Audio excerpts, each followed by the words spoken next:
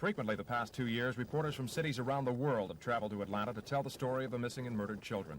Then, as police prepared to arrest Wayne Williams last June, the media converged on the little brown house on Penelope Street. But since that first big break, many out-of-town news organizations have put the story in a holding pattern. But today, for the first day of the Wayne Williams trial, the news media has returned to Atlanta in force.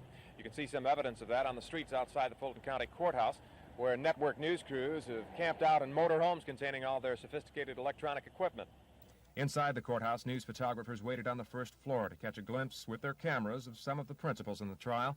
Anyone who wanted to cover the story from the fourth floor, where cameras were banned, had to stop here first and pick up credentials. More than 80 reporters received press passes today. Dozens more are expected as the trial continues.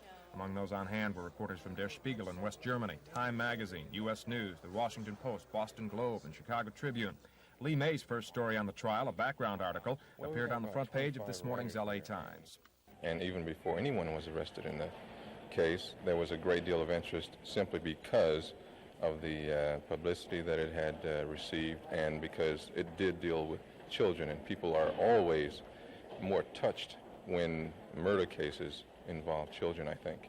And as a journalist, it's obviously a big story, and it's one that people are interested in, and as long as the paper is interested in it, it's going to receive a great deal of attention.